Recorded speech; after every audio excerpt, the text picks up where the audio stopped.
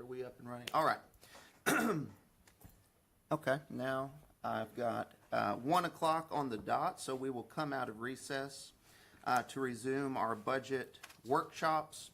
I know I had heard that the Facebook and website streaming wasn't working earlier. I think that's just because somebody came in while we were in recess and it wasn't on. But as far as we can tell, we're running live online, and everything looks good, Matt? Okay, very good, very good. Well, as I indicated earlier, we've got multiple visits today, this one being with our district judges, all of whom are here, as well as county court at law judges. So welcome to you all. I don't know who wants to begin, but the floor is yours, and any or all of you can, I guess, tell us what we need to know. Good afternoon. Hi. Hello. My name is Eli Garza. I'm the district judge for the 377th Judicial District Court in Victoria County. I want to thank you for y'all giving us this opportunity to speak to you. Some of the things that you may or may not be aware of with regards to the raises, the legislature has given the district judges a raise for the first time since 2013. Prior to that, the salary of district judges was next to last in the nation, and it's a substantial increase. So with regards to the salary that we have, going back to my experience, I became a licensed attorney in 1999. I worked for the DA's office in 2000, and then I went into private practice from 2001 to 2006. In 2006, I was a sole practitioner. I had my own practice in federal court and state court, really anywhere throughout the state of Texas as long as I was retained. My salary, my net salary in 2006 was $169,000. The reason I mentioned that is because this year was the first time that my wife and I were discussing that I was going to be able to make more than what I made back as a sole practitioner in 2006. So with regards to what we do as district judges, you all may be aware we have dockets. Mine is preference criminal, so every other week I have a criminal docket, which ranges from anywhere from 150 to 200 cases. The alternate week is a jury week, like next week would be a jury week where we would have a jury trial. Because of the types of cases we hear, we are subjected sometimes to security or threats to our safety. In fact, the state of Texas has informed the district judges through a survey and data they keep that going from 2024 to 2026, security incidents in the courthouse have gone up to 142%. Just in my court last year, and this ranges from destruction of property to threats and things of that nature. Last year in my court, there was 3 incidents of that were security incidents. 2 of them specifically were threats to kill me. Those threats not only have an impact on myself, but also on my family and on court staff. I need to make arrangements with my family members to make sure that they're aware of what's going on outside of our house, that they're aware of what's going on at their work. Then I have to let law enforcement know that there's been a threat if they're not aware of it. Then I need to let the court personnel know to be aware of what's going on outside the courthouse. Those are impacts that sometimes people don't think about.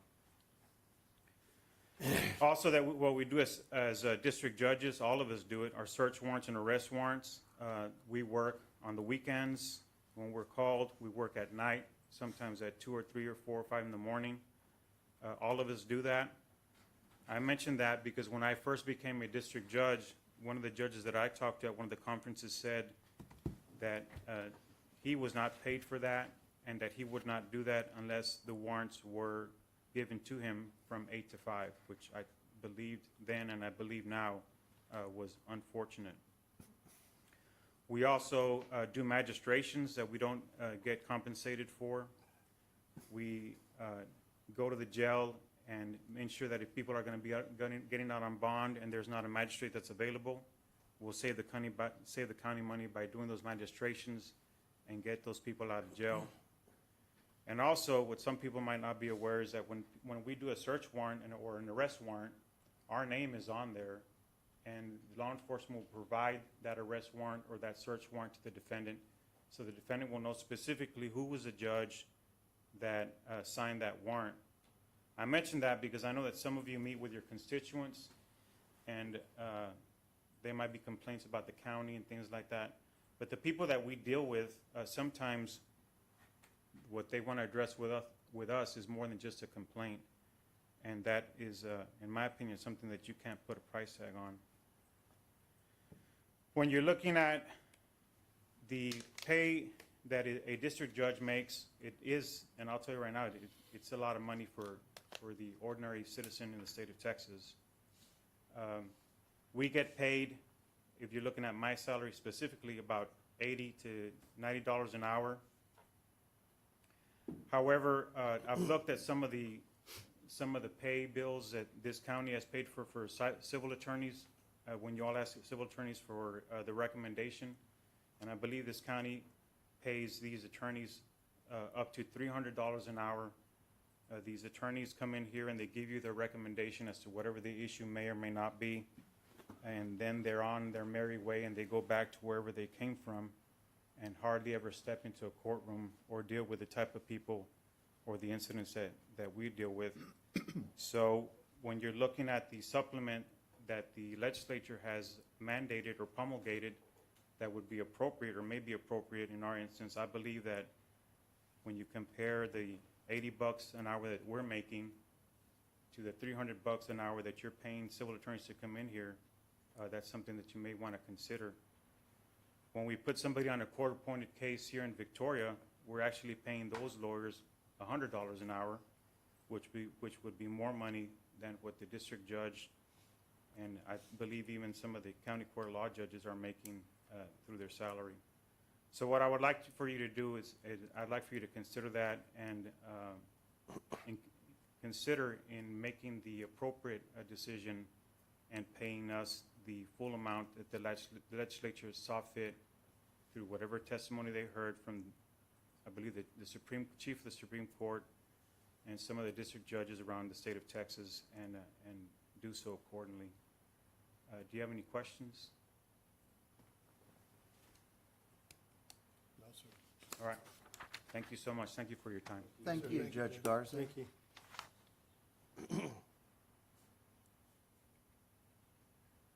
Welcome, Judge Moore. Good morning.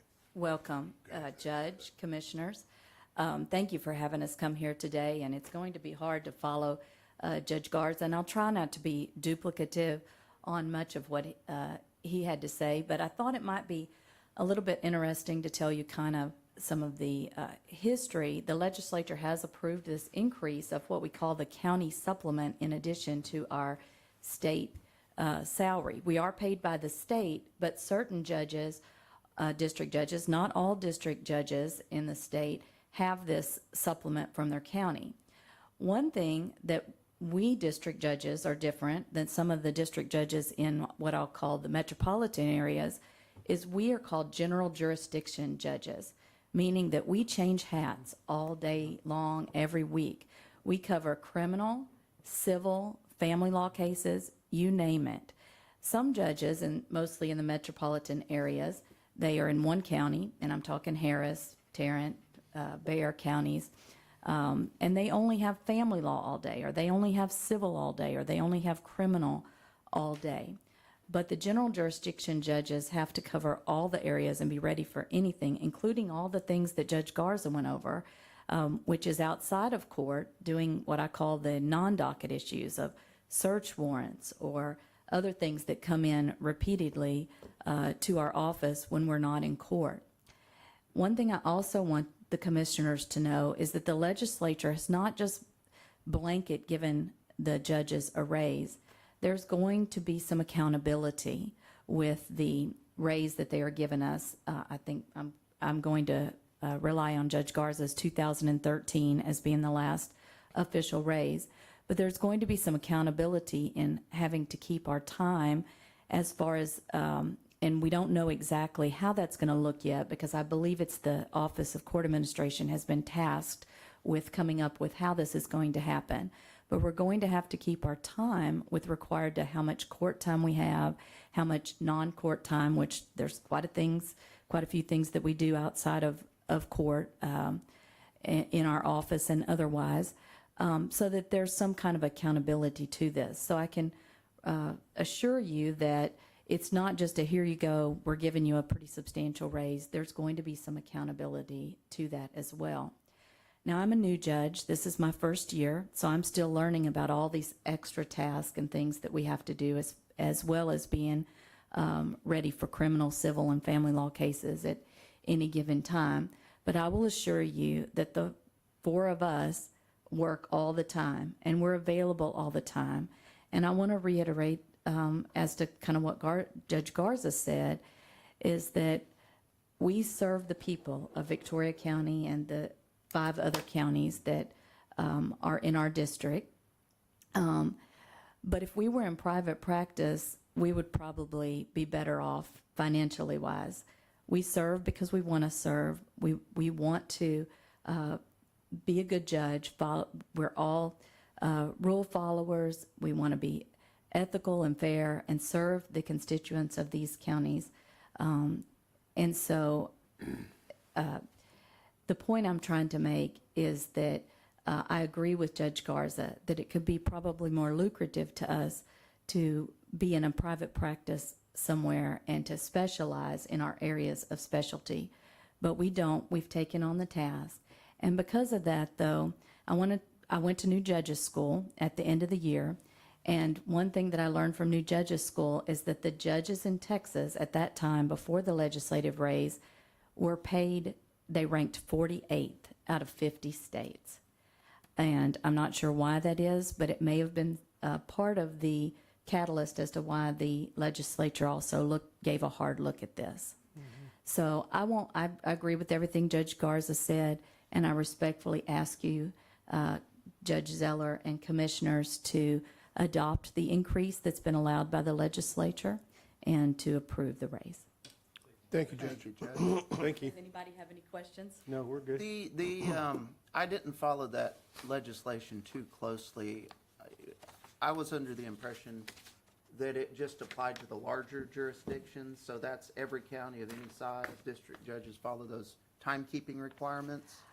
My understanding, it's going to be for everyone. It's in the same statute as the raise, and Okay. I certainly can get that to you. Okay, okay. I'll take your word for it. I really didn't follow it too closely, but that may have been an earlier version of it, but thank you for that detail. Very good. Yeah, thank you. Thank you, Judge. Welcome, Judge Balknight. Judge? I'm Julie Bachnight, the judge of the 267th Judicial District. I agree so far with what everyone else has presented to you. I do want to give a little bit of my perspective. It was the impression that was given to me is that maybe there was some lack of support for this increase for us from the county. At this point in time, I know y'all know, I believe the percentage that's paid by Victoria County of the supplement is 33%. The other 5 counties make up the rest of the combination. At this point in time, DeWitt County has approved the increase. Goliad County has approved the increase. And I believe Calhoun County. Jackson and Refugio have not yet had their budget meetings, but we don't have any indication that they intend not to approve that. So I would like to point that out, and I would certainly hope that Victoria County would not choose to be the one county that does not support the district judges and giving us a salary increase. The legislature finally addressed that. As y'all have been told, there's been no increase since 2013. It's been quite a battle for quite some time in the legislature. Because they voted for it, it allows for this supplement to be increased by the counties as well. The Chief Justice of the Supreme Court, when he testified to the committees about the raise, had actually asked for a 40% increase for district judges, because that would be equivalent to a cost of living adjustment each year from 2013 to now. We did not get 40%, so number-wise, we don't even make a cost of living adjustment had that been going on. And I'm sure you're aware that we are not subject to cost of living. It's completely controlled by the legislature, whereas the county employees have enjoyed cost of living adjustments multiple years in this same time frame. I did do some salary research, and, Judge Zeller, you, I believe, from 2020 to 2024 in a 4-year time have enjoyed an increase of $12,658 annually. That's a significant raise. We haven't been able to do that because the legislature tied everybody's hands. And so at this time, I'm asking y'all to give your support to us, to join in the other counties who are intending to give their support to us, and do what the legislature has intended, which is for all of us to have this increase that, is pretty well overdue. So does anybody have any questions for me? Judge Bogdan, Yes, sir. Question, what's running through my mind right now, and I honestly haven't done any research on this, but when we talk about district judges in Texas, are the salaries the same here as they would be in Bexar County or Harris County? They are, Yeah, okay. yes. And that doesn't, the thing about that too is you look at some of the bigger counties, like in the Fort Worth area. They only do certain things, right? Correct. They have 3 separate courthouses: civil, criminal, family. If you're a family judge in that area, or even the other judges, you also have multiple administrative judges underneath you that handle caseload. You have your own court coordinator, your own staff that runs your court. Each of your administrative judges underneath you have their staff, and they do all family law, all criminal, all civil. And we're traveling and handling all of that. That's what Judge Moore was pointing out, that we're general jurisdiction. We handle all of those types of matters in all county with one coordinator in Victoria. The district clerks do the coordination in the other counties, and we have no staff. So anything that we're doing paperwork-wise, ruling, typing up orders, any of that, we're doing it completely ourselves. Okay. Thank you, ma'am. Thank Thank you. you, Judge.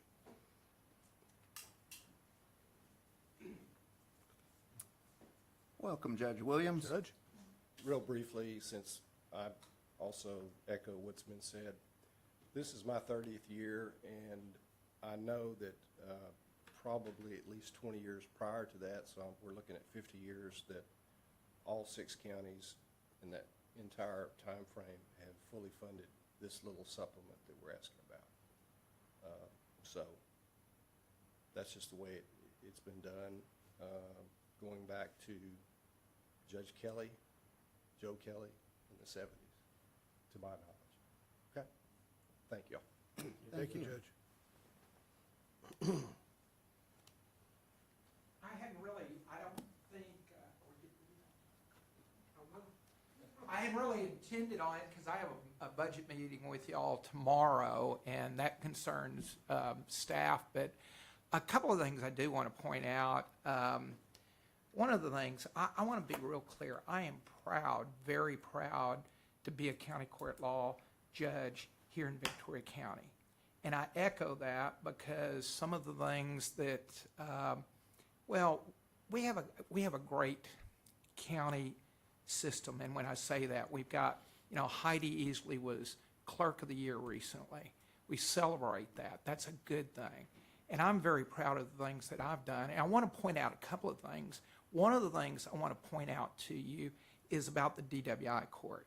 A lot of you may not be familiar with that program, but the DWI court program is funded by some fees that are attached to fees that defendants pay, not any taxpayer money. Y'all have never had to put any money into that. And that DWI court program, in 2020, we were named the outstanding DWI court team for the state of Texas. And I want to be real clear about that. That was just named by the Texas Center for the Judiciary. And one of the things I'm proud of that for is, and I would hope that y'all would be proud, that, a judge in Victoria County has gotten honored with, and I say that, Victoria County and that team has been honored with that award when we have, like Harris County and Bexar County, with a lot greater resources than we have here. So I take pride in that. And I respect what y'all do. And so I hope you respect what we do and going above and beyond. Another thing I'll point out too about trying to make things better even for Victoria County, when Rick Perry was governor, I was appointed to the advisory board of the Texas School Safety Center, a statewide board. That was, I felt like a good thing. And then I was reappointed by Governor Abbott when he came on board, only one of 3 members. And I don't know if you remember, like Santa Fe, when that happened, I was the chair of that board. It was a statewide board. And I'm just very proud that that is one of your Victoria County judges that have done, that's been on boards like that on a statewide basis and has gotten an award on a statewide basis. And I just hope that you will be, as, how do I say, as proud as I am of what we've done, and it's come from Victoria County and not necessarily those large jurisdictions like Harris or Bear or, Torrent, any of those that have a lot greater resources than us. And I will be visiting with y'all tomorrow because we have our budget meeting tomorrow, and that's more in connection with the other salary issues too. But I'd respectfully ask y'all to support this supplement. Thank y'all. Any questions? Thank you, Judge. And the county court at law's involvement in this is that your minimum salary is tied to the district judge. Correct. So an increase for the district judges would equal, and we ran the numbers on that. We'll get, yeah, because we were looking at the total price tag. We do only pay a fraction of the cost share for the district judges.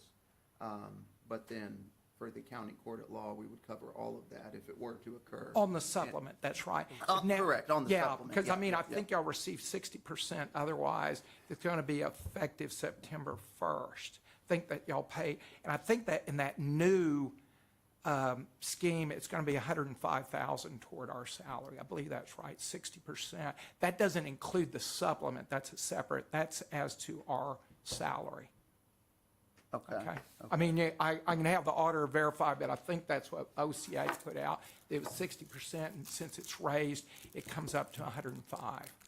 Okay. I think I'm correct on that, though. Anyway, and the other thing, and I provided that, and I believe the auditor provided that to you, Judge Zeller. I'd sent her the latest from OCA that was updated July 24th in connection with that, and it sets out.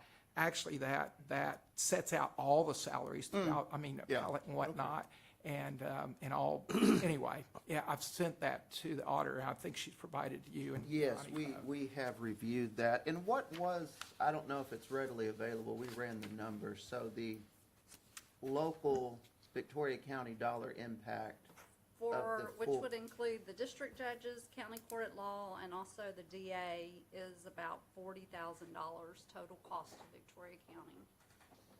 Michelle, does that include the fringe, the whole thing? I'm sorry, Danny? Is What that did- a turnkey number? He's Yes, talking about yes. Fringe. Fringe is already included Yes, in it. fringes. Yeah, that's already part of it, Danny. Yes, sir. So, Judge Bognight, just to reference your comment, this is the first time that we're hearing these numbers, and we haven't made decisions, very preliminary for us. And we haven't even seen the whole budget yet. Okay? Yeah. Any other questions, me? And again, I'll see y'all tomorrow, and I'll try to make it Right. brief at that point. That's on some other issues too, so anyway. And I got to go do a juvenile. All right, So I'm going to get out of here. Y'all take care. Judge, right quick, I'll Sure, follow up. go with- ahead. I follow up what Commissioner Garcia said, that, that we are in the prelim of this Right. budget. But Right. what I want all of you to know is that, as part of being proud of being Victoria County, I'm also proud of the judge and the judicial system we have. And I can tell you, I appreciate everything all of y'all do for Victoria County as well as the surrounding counties, and support y'all. Thank you very much. Very much so. That Thank you, very Judge. much. All right. Thank you, Y'all Judge take Nelson. care. Y'all too. We'll see you. Tomorrow. Yes, sir. We'll Looking be forward to here. it. Any other comments? Judge I'll say Ernst, something just because you're the last one. I appreciate you, Judge Eller, asking the question about why we were even here, because we piggyback on the district judges. That was gonna be what I was gonna tell y'all, but that's already out there. Okay. I echo every one of them. We work hard, we're proud of what we do. Victoria should be proud of us too, and we deserve this. And the folks in Austin think so as well, and just appreciate y'all considering all. Thank you Judge. very much. Nope. All right, anything additional? All right. Yes, sir. Yes, I sir. do want to say that the other line items that are attributed to the district courts, we usually just say carry those over from last year. And I assume that's been already requested, but if not, that's what I'm doing. Okay. Very good. All right. Well, thank you all Thank you, very much judges. for your time. Thank you. Thank y'all. Man, I almost didn't make it. All right, Okay. let's see. This will be a tight cadence of visits. Pretrial services next. Okay. Is she, if you see Nora out there, Commissioner, send her on in.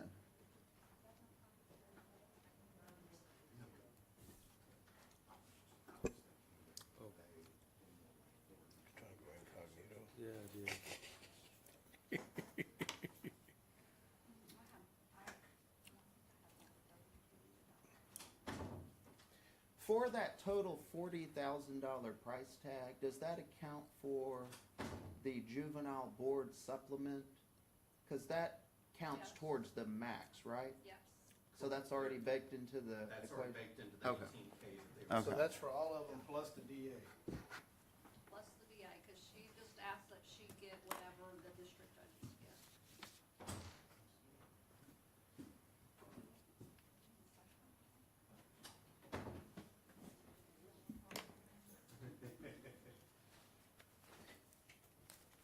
All right, where is Nora? Give her a call. Yeah, it was off. Oh, man. Sorry I came storming in. I was hauling ass over here. No Freaking worries. solar farm. I'm just ready to go call in the F-18 Hornet and have them shoot some Tomahawk missiles at that place and blow it up. Yes. Well, it's fine. The headaches are just crazy. Where you helped me out was the not saying any foul language.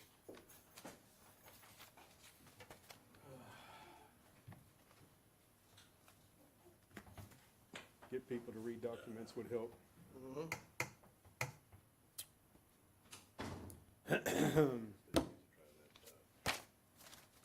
No, I have not yet.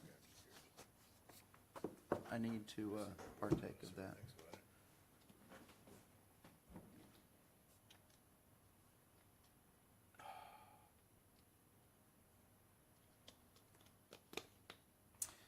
On the last one of today, animal services, I'll have to leave that early. I've already let Mark know, but I have an appointment offsite I can't miss. But I assured him, well, we've already spoken, but I'll watch the video after the fact and then get with him directly if need be, but just an FYI on that.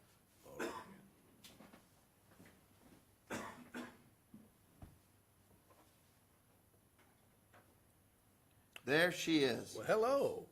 How are you? 2 minutes early. How's it going? It is going all right. Welcome, Nora. So I am not here to, ask for a raise or anything like that. I'm sure I'm probably one of the only ones, right? We'll see. You were still in the early part of our visits with I haven't looked everybody. at what you're handing out yet, so I don't know. I'm just coming in here because, and I'm not sure if Michelle had brought it up yet, but the grant for the Indigent Defense Assistant that we got through the Texas Indigent Defense Commission, we did this 5 years. Of course, now there's three new commissioners on the court since we put in for that grant. So it ends actually September 30th of 2026, which right now we're only being reimbursed 20% of that grant. So my question is, and want, is to make sure that that position will be absorbed by the county. Okay, so that's when it runs out, it would need to be fully absorbed by the county? Yes, sir. Okay, okay. What was the initial funding on that grant? So a 5 year, we got it 80, 60, 40, 20, and we are now down on 20. Okay. Okay. We will make sure that we're cognizant of that as we're putting all this together. Just knowing that we'll have to pick up the entirety of that going forward, and that was our anticipation when we first did it, obviously, so. And, Yeah. and what's the total, is that the total amount we had to pick up? The circle The part, circle the one? circle. But that's including fringe benefits, that's everything. Okay.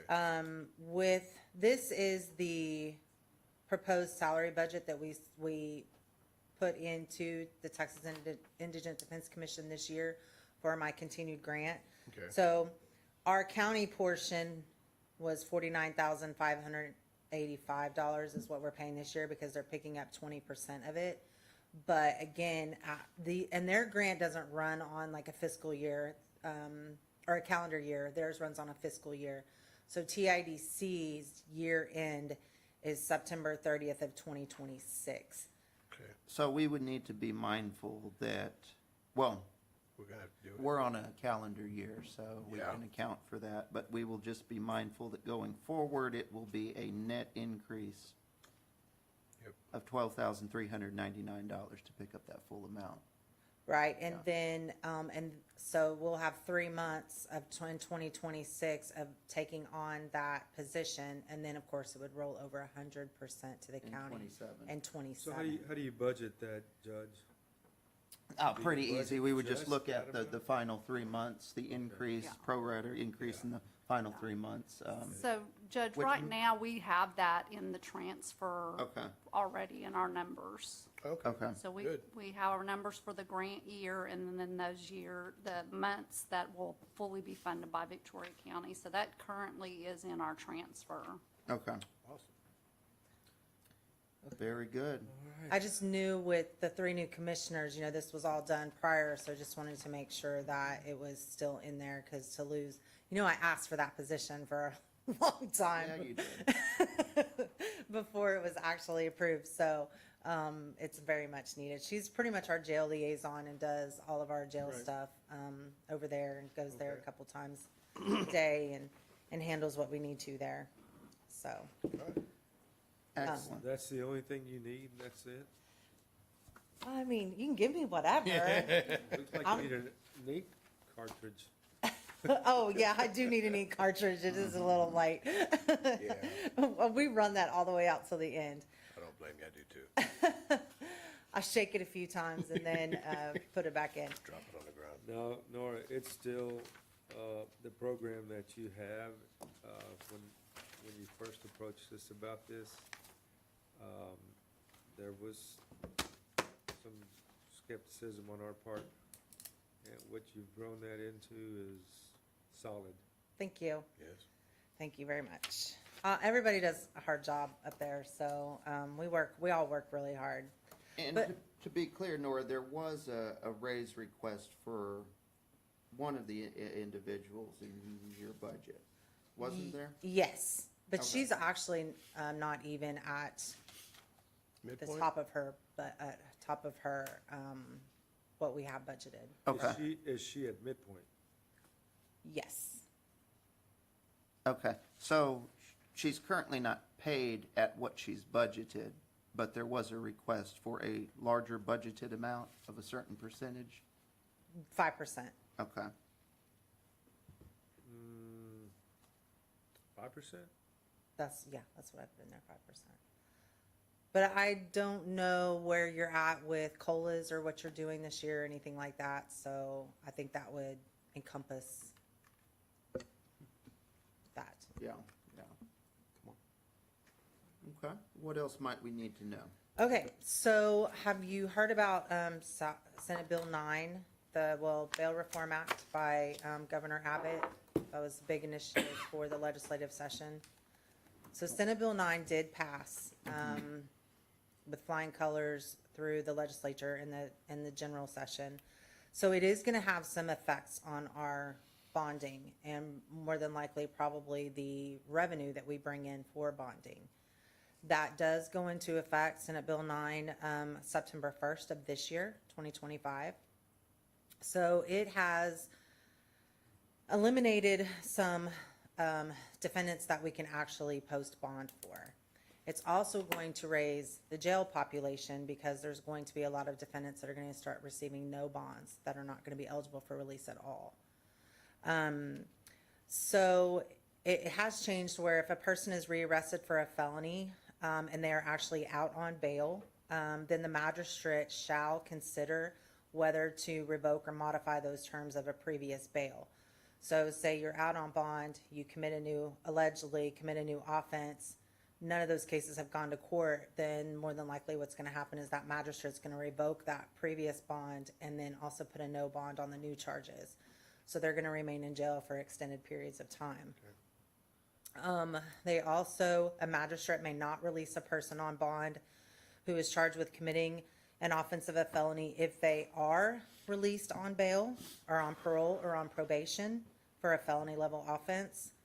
If they have 2 prior felony convictions and have been committed to TDC, then they're not eligible for bail. If they have an ICE hold, or of course, if they're charged with murder, capital murder, aggravated kidnapping, or aggravated sexual assault. So all those people will also be held on no bonds and not provided bail.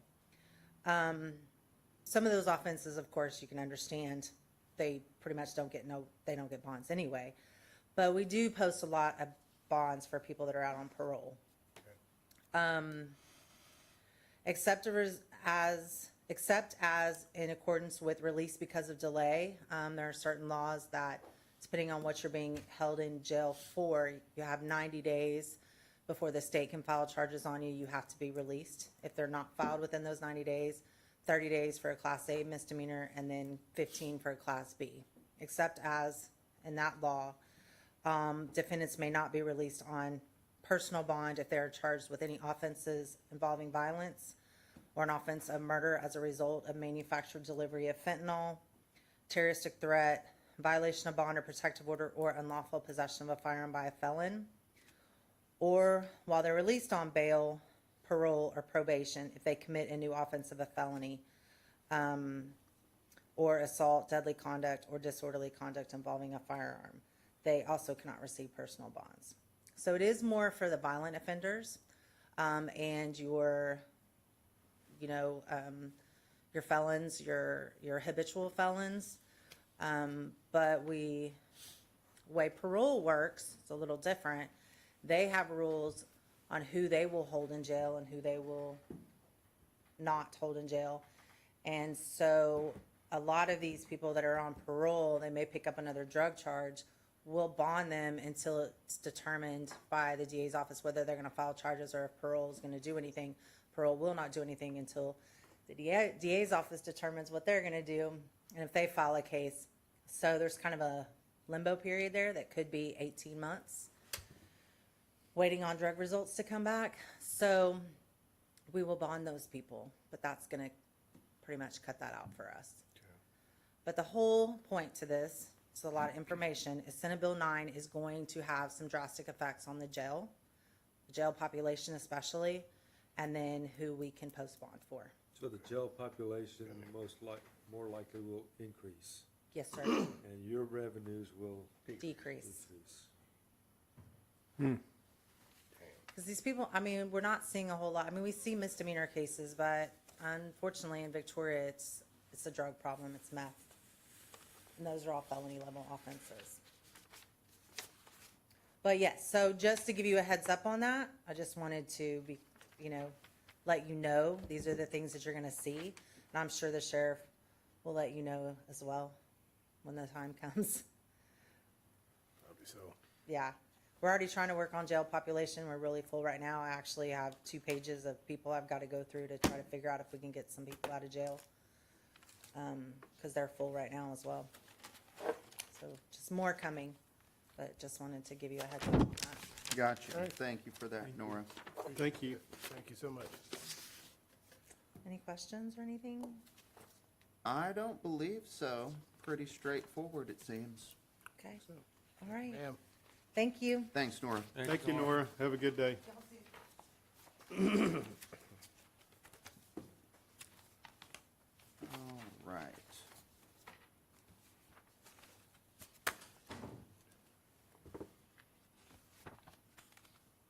Let's see, we're about 20 minutes before juvenile begins. I don't know if they'll be here early or not. I guess we can recess until they arrive, and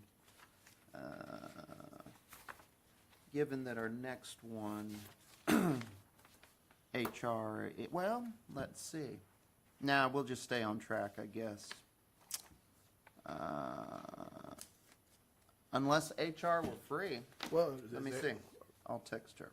Was juvenile sitting out in the hall?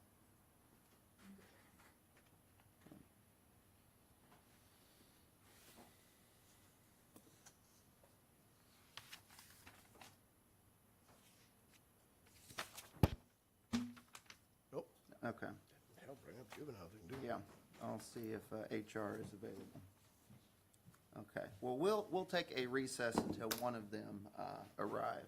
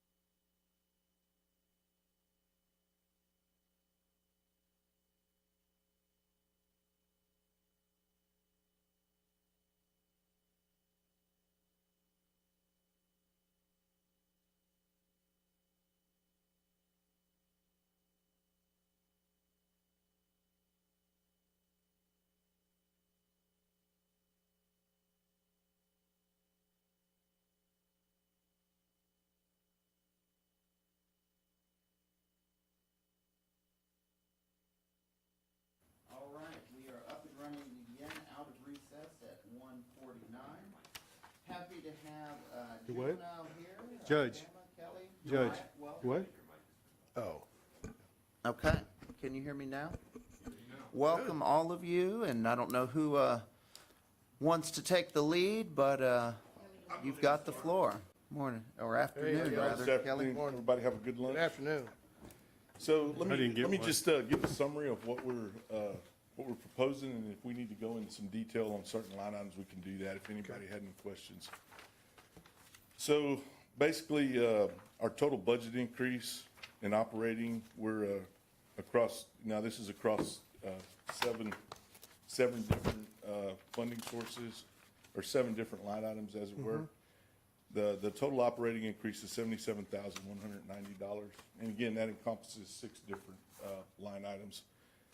That's for operating salaries, is just a little over $1,200, and that's for that custodian, which we can talk about that if we need to. So that totals out at $78,408.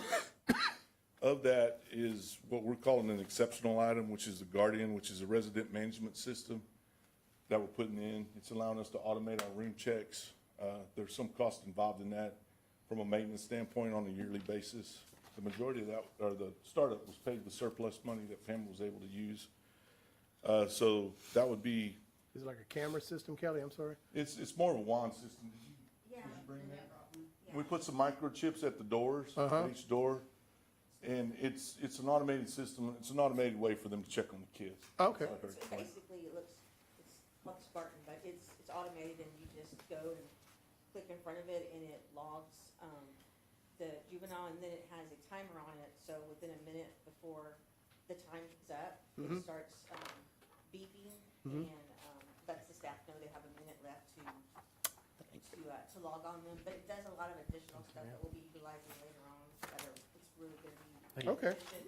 So, and it has connection to administration, so like I could go on the computer and pull up any late logs, what staff it was, I could go back and see for the month who was late, anything like that, so. How does it do, does the juvenile have to have a bracelet or something, or? No, we installed, I don't know how many, it was 90, I think, 90 microchips. They're little red chips that we attach to each door.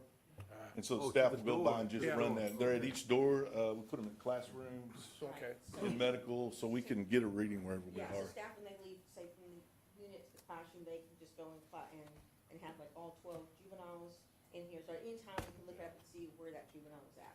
Okay. And so really what it does, it gives us quite a bit higher level of accountability for staff and kids alike. Good. Yeah. That's good. So it's, so while we're there, I guess I'll just say the portion of that, and this is the maintenance part of it, is a little over 37,000 a year. So that's what encompasses. Kelly, you have those in place now, right? We have them brought them, we'll bring them online in October. In October, yes. But we've got all the physical plant stuff done that we need to. We've got the charger set up. We've got the Spartans in place.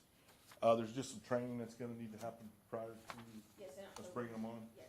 Okay. Okay. So we expect to be online in October with that system. And Kelly, your grant paid for that system, correct? I'm gonna let Pam The only take that. thing general fund will be paying for is the It's maintenance. just the maintenance contract. Yeah. Okay. Back in April, they approached probation departments that have facilities and said, if you have money left over in your current state aid, we will, fund the seed money to purchase all the equipment, Okay. which was $40-something thousand. So we wanted to jump on that before that money was gone, because they were gonna, if you didn't take it, they were gonna pass it along to Yeah. somebody that wanted it, so we wanted to go ahead and secure that. So yes, maintenance contract only is what we'd be budgeting for. There's some replacement Yes, as part of and that. every 3 years, they give us new equipment as a part of the maintenance contract, and batteries, and update the software, and do everything they need to do. And I'm assuming y'all already signed a contract for this? We signed the contract already, Judge Garza signed it back when the funds became available. Okay. And, we got the equipment right away, because we didn't want to lose it. Okay. Yeah, that's a good thing. We'll look forward to getting that done. I know that, well, I guess one of the highlights from visiting with y'all was the significant revenue increases that, Yes, sir, that's next on my agenda. So, took a look this morning for what we were projected for this year was all in, that was with beds, USDA, some contract medical, some flow-through accounts. We had projected last year at this time about 2.858 is what our mark was. Based on this morning, we'll easily eclipse 3.1. We should meet that easily and move forward. Now, is that a gross number or is that a net? That's a gross revenue number. Gross rev? That's Alright. what Michelle gets in. She's that as we get checks in. Yeah. So that's not what's billed out. We actually have more billed out. It's just as received the checks. That's what we counted to. 2 months behind in receiving revenue. Yes, I got you. So we're happy about that for this year. Next year looks even better. And Pam was maybe gonna want to add in on this, but we're looking at raising some rates in our post program. Okay.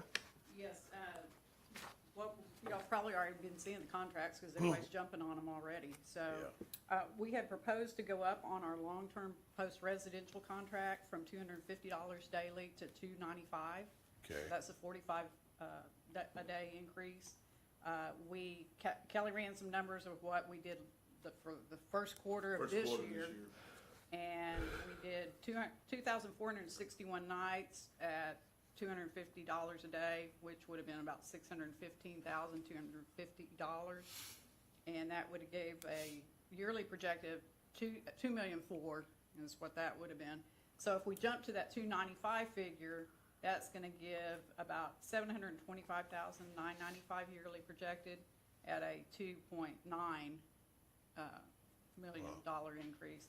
So overall, it's approximately $442,000. 442,000, yeah, and so, the numbers that Pam was giving, it's important to know, that's only post numbers, that doesn't include, That doesn't that include didn't include detention. what we draw on our detention contract. Right. Oh, Right, okay. so Which is significantly, the total amount being that we think we can safely budget for next year, revenue, what was that number again? 3.5, Jerry, 3.5, okay. That's based on what we've seen come in throughout the year, as well as that, $440,000 Now, increase we think we'll see. I'm curious, I noticed, I remember in the past, you guys said y'all were, y'all had some beds that were unoccupied because you don't have enough staff to make your ratio. Yeah, we have staff. We You have have- staffing, and we have a few vacancies right now that we're trying to get filled. But since y'all gave us the additional 4 staff in January, that has helped tremendously. Okay, great, Yeah, great. so we're able to meet that. Okay, good. So more full beds, huh? Well, Yes, sir. we're running, what we can run per Good. unit. Good. So, Yeah. you know, we look, what we speak, we used to just speak in terms of facility capacity, which is 72. But through the years, as these ratios have morphed into different things, we look at operational capacity now. And that's simply based on ratios compared to the staff that we have available to work on the Right. floor on any day. So that can vary just depending on what Lynette's got going on back there, but. So you guys are close to running on all cylinders if you're not Pretty already close. there. Good, Yes, sir. good. Suicides put a kink in it every once in a while because you have to go one-on-one on Yeah. suicides. Yeah. You know, it's just what's going on for that. No, it just depends, I mean, the business is, it's even in the long-term care business, believe it or not. You have- Zoom, like Zoom that. is a big thing now, as far as like hearings, like Yeah. a lot of our far-reaching contracts, like whether they be in the Panhandle Yeah, right. or in the Valley, like they to use prefer to do court over Zoom. Zoom is what most of them use. I guess Smart. they could use Teams. Yeah, I mean, they don't have to send a deputy 4 hours to get a kid and then bring him right back. Well, and also too, I mean, how many facilities like y'all are there in the state? I don't think there are that Oh, many. 52. Yeah, 52? Serve the whole state. And they don't have near, a lot of them don't have near as many beds as we do. Not all of them contract with other counties. And not all of them offer Yeah. the services that we offer. Yeah. Right. Okay. All right, good. So that's it for the revenue. Just a couple other things. I think I have a couple other things. No, actually, I believe that's it. The only other thing that and we talked to Commissioner Martin about it, was the classroom project that we had started. I understand there's a meeting that's gonna have some capital expenditures. Yes. Okay. That's what That Jim was said, supposed to be today, that got postponed a bit, but Okay. yeah, that will be forthcoming. Okay, so I just wanted to say, we have a rough drawing that Kelly Hubert did.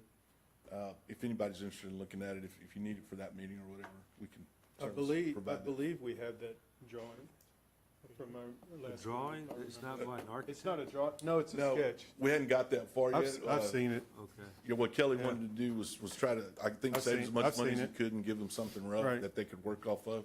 Yeah. So we hadn't been to an architect yet. Okay, Right, it's just an ideal sketch is what it is. okay. Yeah. gives us an idea what you're wanting.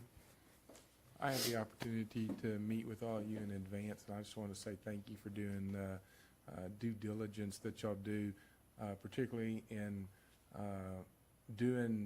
putting out the effort to generate additional income for the county. I appreciate that. And as well, I was able to review the Guardian system in advance for the information that y'all provided me, and I think that's a great thing. I think that will definitely reduce some liability on you and the county for doing your personal checks, and I think it's a very, very good system.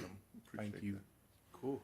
I just lastly want to thank Commissioner Sexton for taking care of our parking lot. Yes, Looks sir. good. My What you're able to pleasure. do looks good. It's about time. I We wish I appreciate could it. have done the whole thing, but Yeah. No, it looks good what you did. So we Yeah. appreciate that. no No, we problem. appreciate you Okay. guys. You're very welcome. I'm glad we can help. Sir. Y'all know. I'm always So- willing to help wherever I need to. With that, that's all I have unless somebody wanted to go over those specific increases in those line items. No, that was very straightforward this year and a huge benefit with the heightened revenues. Yeah, So, thank you. I do have one question on the line items. Barber, I mean, I don't care. Barber fees, so do y'all have to cut their hair? I'll let Lynette take that one. Yes, we have a lady that comes and cuts the juvenile's hair, and Okay, They- it's just a question. It has nothing, Oh, yeah. I just didn't realize that, I guess. yeah, and a lot of it's just preventative for lice. Sure.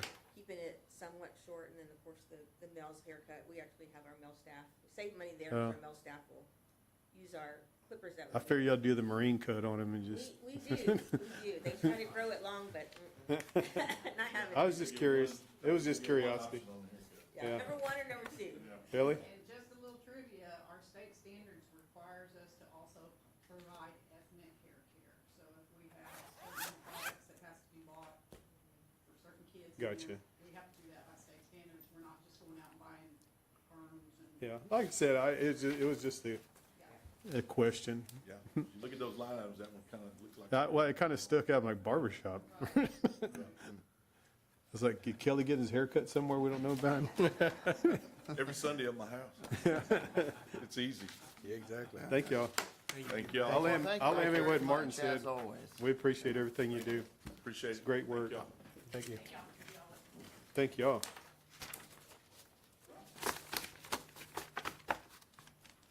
Somebody's phone is Is ringing. this your phone? Just vibrating.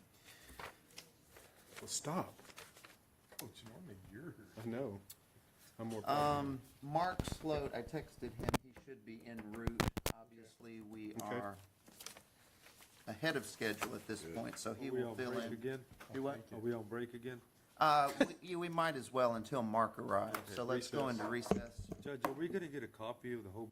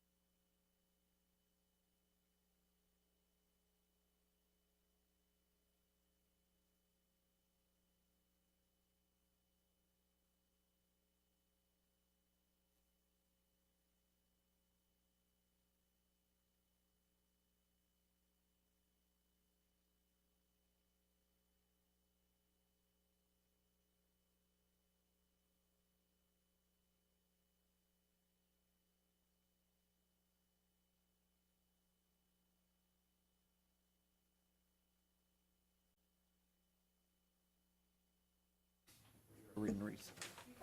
We're good over here? All right, we are coming out of recess at 2:13 PM. Thank you, ma'am.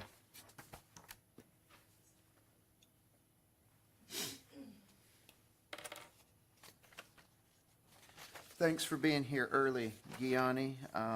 Thanks for having me. You have the floor.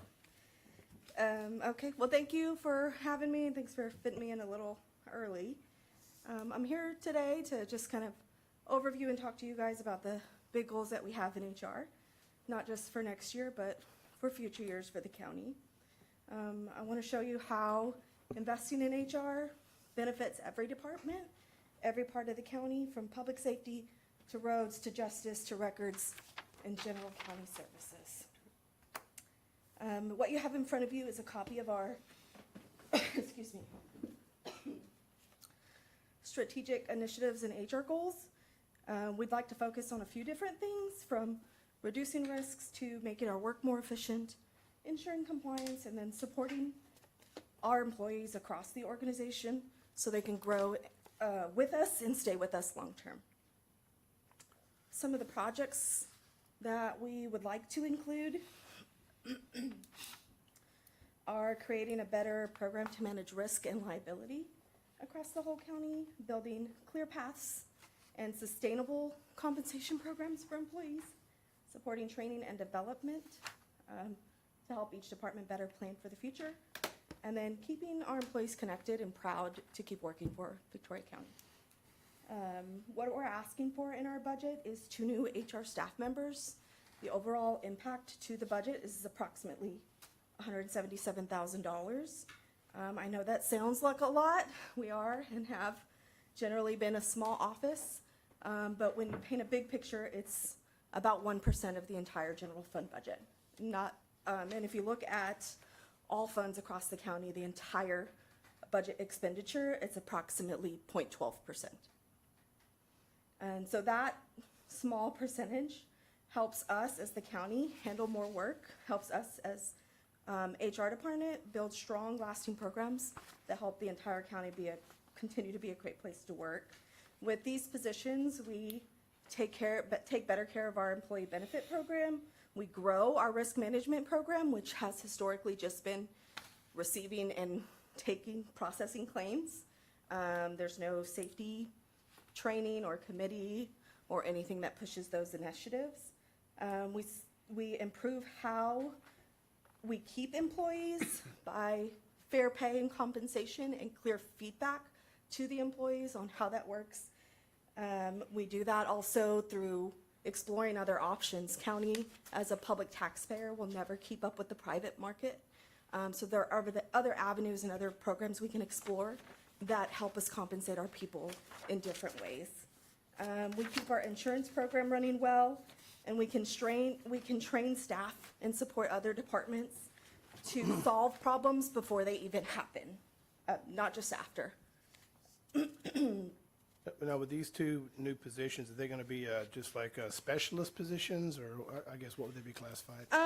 So the request is for 1 additional generalist and an assistant director.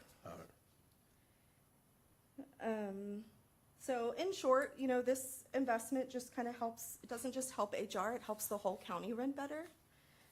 You might be thinking HR has always had 2 or 3 people, and that is true, and we've done the best that we can over the years with the resources that we've been giving, but we are very reactive. We're not proactive in our approaches. We do well just doing by with the day-to-day. In the past year,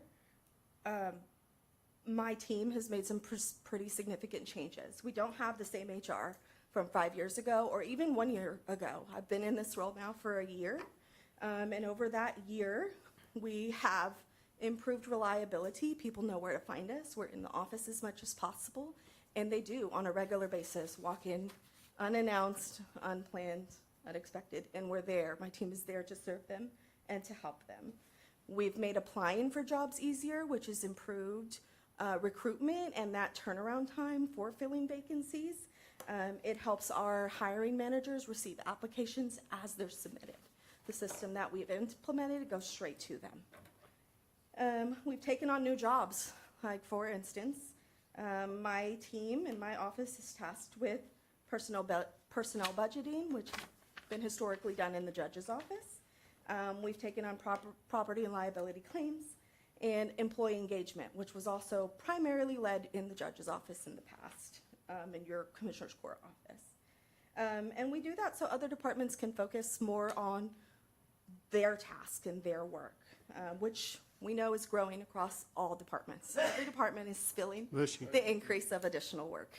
So we understand that, and we, willingly took on additional responsibilities. So we've improved also the way we bring on new employees, even with our small team and limited resources. We've done all those things. HR is very much the invisible thread. We're not out there in the public. You won't hear about us in the newspaper unless something goes wrong.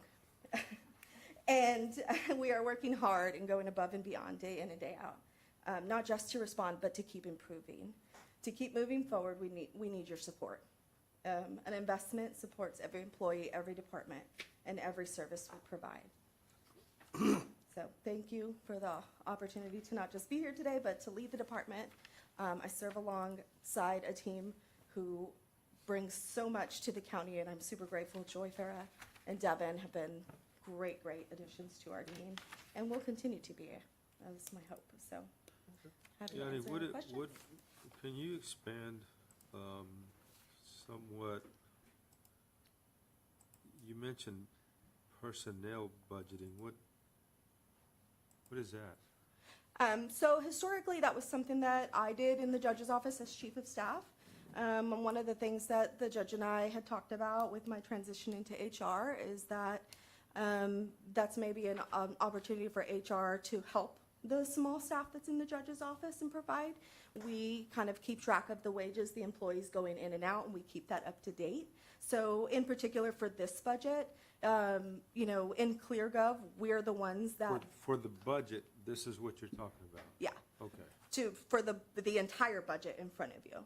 Okay. So, my office and my team is the one that builds all the employees into the budgeting software.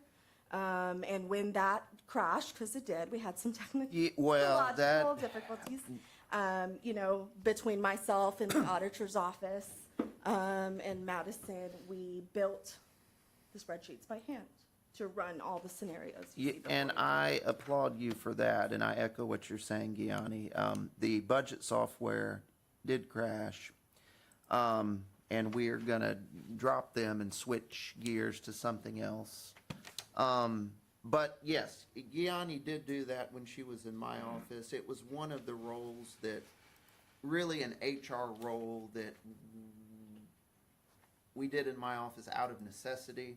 When Gianni became the HR director, she took that role with her, along with a bunch of other stuff that we tasked her with, bringing the office into the modern era, policies, procedures, standardizing processes, communicating more effectively countywide, a laundry list of things that needed to be done. And you have done a heck of a job, Gianni, turning things around the right direction.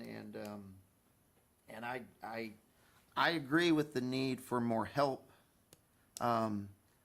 It'll come down to a discussion with the court of just what money is available or not available. I don't disagree with the need for that. If this is something that we're not able to accomplish this year, I think this is top of the list to address as soon as we are able to. Because I do think you need more people there. Especially with, well, not especially, there's about 5 different especiallys.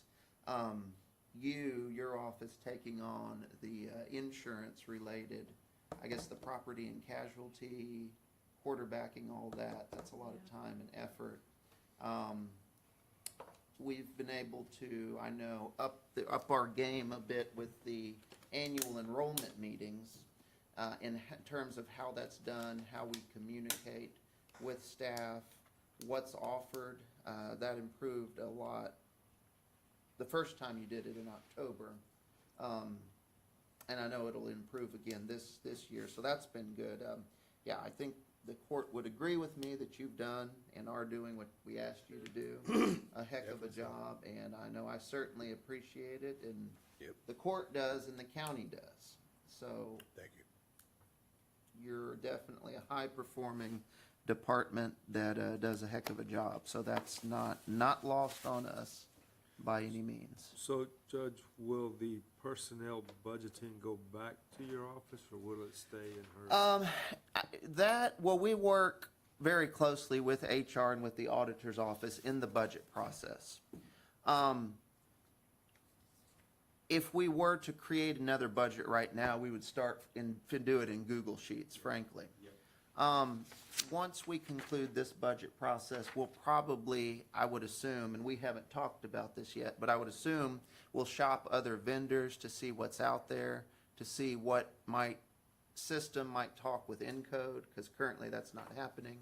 We'll look at what's out there, but I guess at the end of the day, a default, and frankly not a bad default, may well just be Google Sheets. You may disagree, Gianni.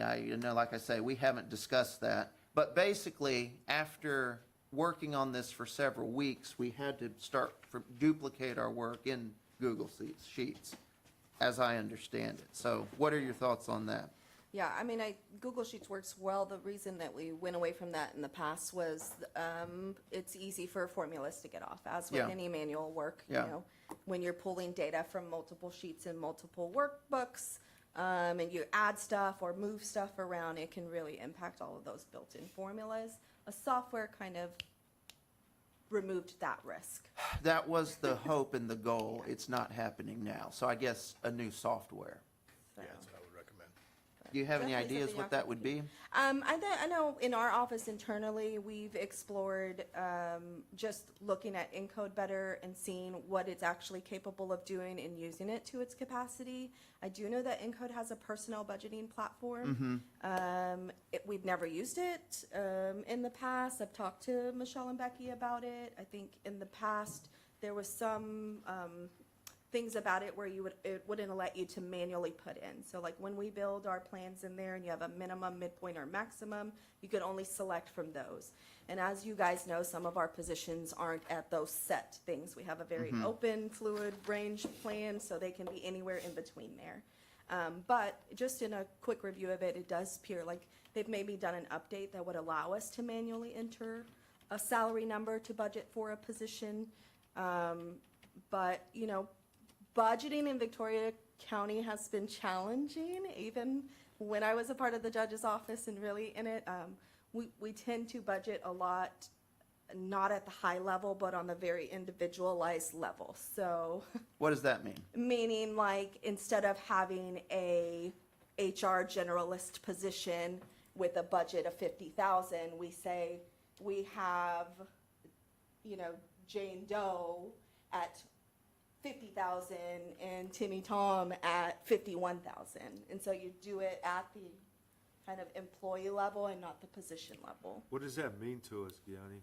It just makes it more complicated. It's hard to streamline. It's hard to give general numbers. You're doing it at the employee level. And then similarly, you budget for, there are some employees who aren't making what you budget. I think So- I heard Nora earlier. That's She true. has an employee where we may budget $25 an hour for a position, but the employee's only making 22. So Well- every year in the budget, even now, we have to manually pick out all of those people and note that Yeah. the budget doesn't need to be $22 what they're currently making. It needs to be 25. Okay, but that's a deficiency in the system, because surely, I mean, there are softwares out there that can accommodate how we do things. We're not the only ones that do things like this, I presume. Yeah, I don't know. I Okay. can't say. How involved do you get, Gianni, with the departments or the elected officials? Say I came to you and I said to you, hey, I have an employee who I want to bring at a different level. How involved do you get at that point? Because I know at one time we wanted to say, hey, let's quit picking and choosing, right? Let's, do you get real involved in that, or what I mean, right now, I'm more of coordinating the discussion. In terms of this budget, I did have some elected officials come to me. I tried to early on send out information about our classification system, how it worked, how positions are evaluated, and give them the information they would need to request a reclassification if they felt it was appropriate. And I had a few departments and elected officials reach out to me and kind of talk through that a little bit more. And so what that looks like is me sitting down and having a conversation with them. Here's what we looked at. Here's how the position has been evaluated. Does that make sense to you? Yes? No? Okay, then I don't think a reclassification is warranted. Okay, what does that mean? Well, that means this is your range. You have a minimum, a midpoint, and a maximum. Right now, the court has funded all positions at pretty much the midpoint and 3%, unless the employee was already over that. So that's your range of money that you have available. But the range for the position itself extends up to this point. If you're looking to increase the funding for an employee within that range, then that goes to the court. But that's my So- decision, not yours. Correct. That's a court decision. And then, Well, it's in the department, head decision or an elected official decision. I guess what I'm wondering as long as the court is has that put it a in their budget. policy, is that an HR policy that says no? so Because it the- seems to me that previously, the person that was in HR was like, nope, unless you reclassify, you're not doing that. Yeah. Our policy says that whatever the court puts in the budget, elected official department heads has free range to pay within the ranges on the compensation plan with the amount of money they have available to them. And I will tell you, we have departments, especially like in sheriff's department, where, we're putting in a certain amount for a position, but at one point you had some that were higher and some that were lower, and it kind of just sort of washes out eventually, because you're funding all of them at one point, and some are above and some are below. But every pay decision that's not pre-funded by this court comes back to the court. And we don't, that was one of the things you guys tasked me with that unfortunately I haven't been able to get to and really dive into. Developing an objective way to evaluate performance and set pay moving forward is going to take time. It's not a decision that you just make in a day or a week. It involves multiple conversations and discussions on what this court wants to prioritize. Is it tenure? Is it education? Is it performance, and what is objective performance, because that often comes with very specific goals and strategic values that align with this court's vision for the county as an organization. So all of those things need to happen before we can set up an objective performance plan. I didn't mean to go off tangent, but That's I was okay. just Well, kind no, of curious. that's very good, very good discussion, Commissioner, because I think that this is an important discussion that we need to have. Frankly, I'm open to, budget software first. We'll definitely do that once we conclude this budget, shop vendors and see what meets our needs. I hear what you're saying about formulas being off. I know I've watched Madison create the same thing 50 times. We need to find a vendor, software that meets our needs. And so that will be a goal. We'll get that done. But beyond that, beyond the system, I'm open to changing any process in our budget process. I know this year, as I indicated this morning, is different than normal due to that trouble that we were talking about with the budget software. It was not ready to present this week like I intended. But given that we had a dozen department heads scheduled to visit with us, it wasn't possible to reschedule, so we're hearing from people before we walk through the proposed budget on Tuesday. That's not ideal, but it was the best of possible options. There are certain aspects of our budget process that I don't like, but I don't know specifically what would improve them. It is a reality that, first, as county judge, I'm the chief budget officer, so it's my job to propose a budget. Then at that point, the court can do anything that it wishes with that budget.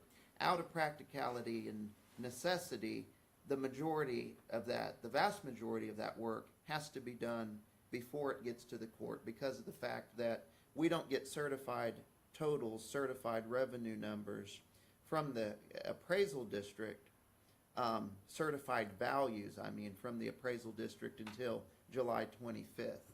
Then by law, the county, I have to file the proposed budget with the county clerk no later than August 15th.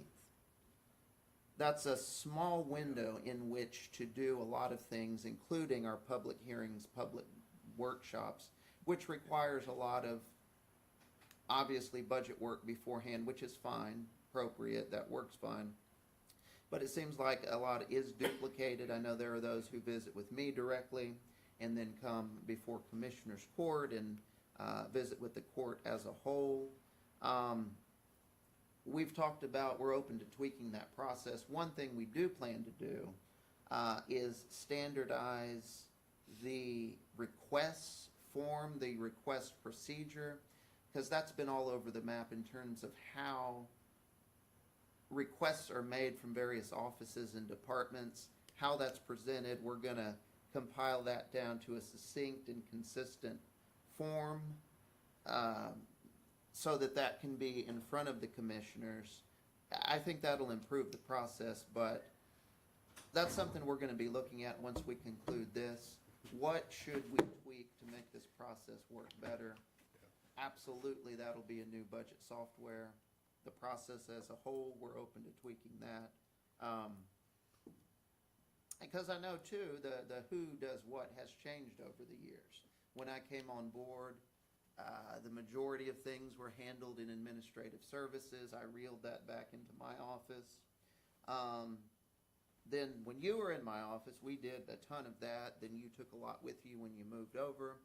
Now we're still doing a lot on the budgeting side, working, like I say, HR, auditor's office.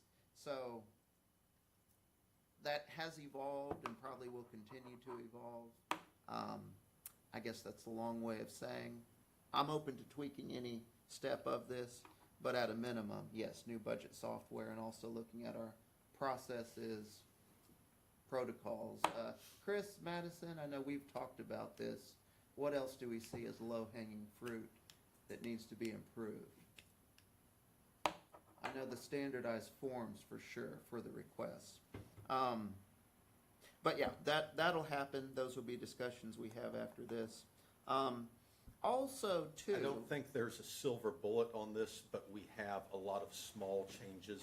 Yeah. I think will add up to significant results in cutting out redundancy and in saving time and increasing efficiency and flow. Yeah. I do want to say as well, thank you, Gianni, for saving me and for helping and answering any questions that I did have throughout this entire process. Gianni, Auditor's Office has been a huge help throughout all of this, answering my questions, even whenever the system did crash or kind of not work. The second time, after we had issues with personnel, and then that kind of pushed us back a couple days. And then after that, it happened again with the regular personnel again, but in our operational budget. So Gianni was huge in helping me work through all of that and then really just bring that into the Google Sheets, even the formatting of it, really lining that out. So thank you so much for that as well. Yeah. And you too, Michelle. Thank you. Yeah. One thing too that we've kind of tweaked over the years is the long-term planning. We've kind of pulled that out of the budget workshops, due to the fact that when we're in budget workshops, the goal is to balance the budget, get it filed, get it done. You've seen us do this over the past year, have more of the capital planning workshops. That was going to happen this morning, but that'll be happening going forward, because one thing that we will see is that the 2026 budget does include covering debt service on $10 million in COs. Yep. That'll be built into that, and then the court will have a window of time in which to match that up with our priority projects, but also long-term planning in general. I will give a list to the court of various considerations, goals, challenges, just things to consider, analyze further, that'll take place outside the budget workshops going forward. But that's one change I think that's been for the better over the years as well. But we're continuing to evolve, constantly improve. There was just a glitch with the software, but we will still get it done by next Friday, as required by law. One of the interesting facts that Gianni points out to us here is 24 elected offices. That's a lot. Okay. Gianni, 18 departments. Oh, I'm sorry, I thought you were done. Please, go ahead. I'll speak louder, Pause too sir. long. You shouldn't pause that long between sentences. That was a long pause. 612 regular full-time and 23 part-time employees. That's all in the county. Yep. I'm And finished, that doesn't Commissioner include Sexton. temporary extra help. Do you yield? My thoughts, 177,000 is a lot of money for one department increase. I'm giving you my thoughts. 2 employees, we have, we're fighting right now, just we're spending money to get more offices, to put more people and everything. Where are you gonna put 2 more employees? Or is that gonna be the next thing that you're going is to move? And also, by having these 2 employees, what do you see as the benefits moving into the future that's gonna help HR as well as the county? And these are constructive questions. I'm not being critical. Yeah, no, definitely. Well, I would like to remind the court that before administrative services moved to 311, they were actually all in the same office that I'm in. So Right. there's plenty of space to add people. Would it mean that we're sharing office spaces? Absolutely. It means that my team doesn't have individual office space, but we work together in general. I was on a thinking in my day-to-day head, like basis, I'm not trying to so- interrupt you, like the break room on the side, could that be made into, not break room, I'm sorry, the conference The room? conference room? Sure. Sure. That could be made. I'm just curious because that's gonna, if this moves forward, that's gonna be the next thing we're gonna get hit with, Yeah. and we're already dealing with that as it is. Right. So, I don't envision any cost to you. I know in the talks of moving the auditor's office and the treasurer's office, I did, talk to engineering and to Commissioner Martin and just let him know that my office works really closely with both of those offices. So if it was possible, then, HR is not opposed to moving, but we do work very closely with both of those offices. So that was a conversation earlier this year. But I'm not asking for that per se. We have the space where we're at now to do it. Like I said before, there was previously 1, 2, 3, 4, 5, 6, 7 people in that office before when both the offices were there. And it fit just fine. Well, I have heard Conference talk room about remained. moving you to 311. I know that's been kicked around. I know previously that, the previous director didn't want to go over there for, I don't know why, it's irrelevant. But I have, that is a thought also. Yeah. I'm just trying to, because we're on the CO and we got so much going on. I'm sorry when you said 2 more positions. The way my brain thinks is the first thing hitting me was, where are they going? Because that's all it seems like we talk about now. We had somebody somewhere, we put somebody somewhere, all departments are growing. We're trying to put people where they can be, where they can work efficiently and effectively. And that's really the first thing came to my mind, So, that's fine. It's a relevant. It's just for discussion, Yeah, it's certainly a relevant question, and thank you for asking it, but we Yeah. have thought about it. We have kind of looked at solutions internally on where that could be. Right. To your second point on what the HR hopes to do in the future, kind of outlined it in my strategic initiatives to you guys. When we took over property and liability claims, we met with our TAC representatives. It's one of the first things they asked us to do is to meet with us so they can go over our plan documents, what's covered, what's not. And one of the first questions they asked us is, what kind of risk management program do you have? None. We address emergencies as they happen. We are reactive. That I know of, unless the department is doing it internally, like I know the sheriff's has a good internal development program. We're not doing any driving safety courses for people that operate equipment. We're not doing any just general custodial safety training.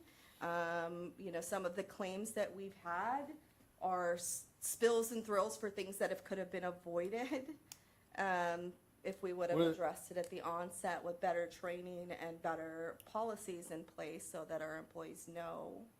I mean, one of the things that I would hopefully, would like to see in the future moving on is the safety training program for our road and bridge crews in our precincts. Yeah. And, you know, our goal is to bring that here, so we're not having to send our people out. It's hard enough for people to pull away for an hour or two, then the impact that a lot of our offices feel to have someone away from the county, from the office for 3 and 4 days at a time, for a lot of our offices can be significant. And when you have on-the-job injuries that happen immediately, or even if they don't happen on the job, they may happen at home or outside of here. And I know, you know, a few different departments right now that are feeling the effects of having people out for injuries. And you know, Certainly. there are things that we can do that kind of help put things in place, a better, you know, onboarding or on-call, you know, pool of people that we can call upon in those scenarios for you guys, so that you don't feel the effects of it. Thank Gianni, you. I didn't mean Thank to you be for that, critical Gianni. about, you know, what your role is versus my role. But I also want to give you some props on changing how the precinct guys are going to get drug tested now. You're actually having those guys go out there to us. That's a big help for our guys. Yeah, I didn't actually note that, so thanks for bringing that out. Yes, we did change our provider. That's gonna do multiple things for us. Not only does it make it easier for you guys, but all of our pre-employment screening and post-accident screening will filter through one system, which historically has gone from very different directions, but we'll have the ability to run data, run reports, actually review the risk that we have and the liability that we're taking on, so. Yeah. No, the other system took 2 of our guys, it stopped production, brought them into town. This way, they're coming to us. Okay. We're done in 30 minutes and back at work. Yep. That is a great program there. That's Yeah. really good. All right. Any other questions for me?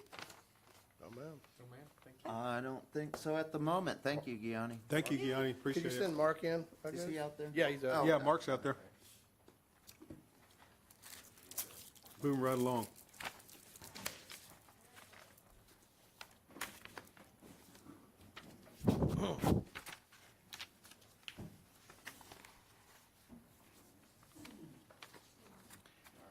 Welcome, Mark. Thank you for being here early. Oh, no, I don't mind. I appreciate it, Judge and Commissioners. I'm happy to be here and appreciate the fact that you got me in while you're still here. Yeah, well, this works, and like I told you earlier, if I have to slip out a little after 3, it's not due to anything you say. Okay. I've just, I will have to go. But until then, you have the floor, and again, thank you for being here. Yeah. So, you know, with Animal Services, we're moving, obviously, this year, hopefully before the end of the year, to the new building. And in the presentation I gave to the judge on the budget stuff, my staffing ask is fairly large because I'm asking for people, and we know people cost money. I've not asked for a raise for myself or anything else, but it's pretty much just staffing. The recommended time spent per kennel for the national recommendation of animal welfare is 15 minutes per kennel or per animal. We're going from what currently is 60 kennels, it's 30, but we have them on both sides. So you're looking at, right now it's 7.5 hours a day per person having 2 full-time. So I only have 1 full-time kennel tech and 1 part-time, and that part-time is actually going over in hours right now. She'll have to be getting paid benefits soon. So my ask is for kennel techs and 1 adoption clerk.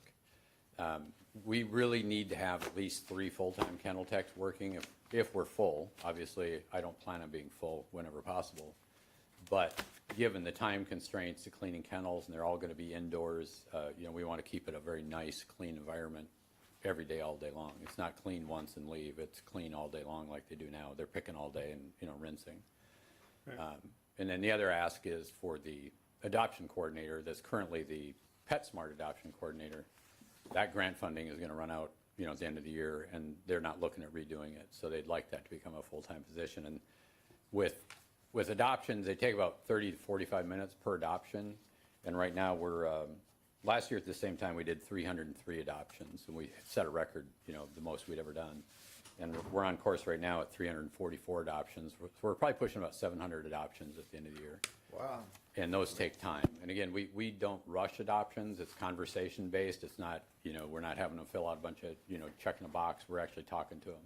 So those take time, and we want people to be comfortable with the animal they're with. So that's my ask is for the positions, there's some budgetary increases with fuel and a couple other things just because things cost more money. But again, I'm here because it's imperative. I know people are expensive, and I get that. But we really want to be, we're setting a new standard for animal sheltering in the area, and people are noticing what we're doing. So I just want to keep that momentum going of the professional look, the professional attitude, the knowledge base, and all that. And that comes with taking good care of the So facility. you're just and needing the animals. internal people, not drivers and not Right. not officers. Yeah, call wise, we're being super effective. Our call volume is down. I just ran the numbers this morning. We're down significantly in calls. We've really stopped a lot of the recidivism. A lot of the people who are having the same loose dog calls, the same bite dogs, they're going away because we're dealing with them. We've had really good luck with the courts backing us up on stuff. Good. Taken a lot of conversations, as you know. Yeah. But, between having conversations with them, citations when needed, and impounds when needed, we're having really good luck. So our stray dog calls are down, and our actual intakes are down. So that the officers are running less calls.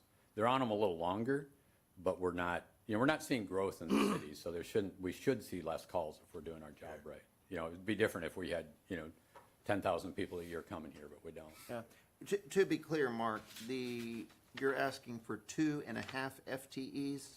Yeah, what I need to do is move my half right now to full-time. Okay. And that, as I understand it, you would like to be a discussion not for 26, but a discussion now. You're Yeah. asking for one part-time role to be increased to full-time. Correct. So in essence, that's half a FTE. And then for 26, the request is for two. Two full-time. Okay. Is that like 74, a little over 74,000 increase? I'm just curious of what's the impact, Michelle. if I did my math right. I don't have that sheet in front of me. 74,280? It's roughly that with benefits. Yeah. Well, that's not counting benefits. Yeah, it's not counting benefits, that's just Yeah. pay. Yeah. Yeah. Yeah, I mean, Yeah, because your shelter care tax, that's I right just now, put it's the a little over budget 52.8. numbers. I mean, I was just curious. You're projecting 116. Okay. See, I kind of wish, anyway. I just took it's okay. I was just curious of what we're looking at, just so we know when we look at the budget. Sure. It's just a question. Don't take it personal. Oh, no. Trust me, I worry about taxpayer dollars. I like to spend them as wisely as we can. No, 'cause and you we do a don't- great We don't job. get them for nothing. And you do a great job at it. It just, Yeah, you do. we know everybody that's gonna come to us once more, and you gotta, Right. in your brain. Yep. Well, and that's part of, program efficacy is making sure we're spending that money right. If we keep going to the same house, it's the same problem, we're not solving it, that's a waste of taxpayer dollars and our time. So No, and that's that's fair. where we're really looking at So that stuff. basically, you're asking for a full-time and a part-time. Two full-time. Two full-times Moving and one- well, it'll be making my part-time into a full-time now. So it's getting more than And then two 74. full-time. I need 4 kennel techs and 1 adoption. So it's 2 kennel techs and 1 adoption Right. counselor. Okay. All right. I have two questions. Oh, go ahead. I said, all right. Go ahead, sir. At the end of the day, how many kennels are we gonna wind up with over there when you're fully operational? 94 dog kennels, and then there's also cat caging. There's cat caging for 45 cats. And that was my question, really, was on the felines and the smaller critters. And most of the time, we don't have very many cats. Yesterday, we got 2 in. That's the only 2 we have. We have really good luck in not picking them up. We don't pick up stray cats. And then the ones we do get, we're able to find homes for quickly. Tell us a little about the pet pantry, because That was my mistake. No, and let me tell you, we were high-fiving when we figured out that you had just given us $75,000. To play with. Really needed it. Yeah. But I'm not sure I really understand the program. So you get donated food and supplies. Right. And then what do you do with it? So, pet pantry was a thing before I came. I will tell you, as long as I've been in animal welfare, I don't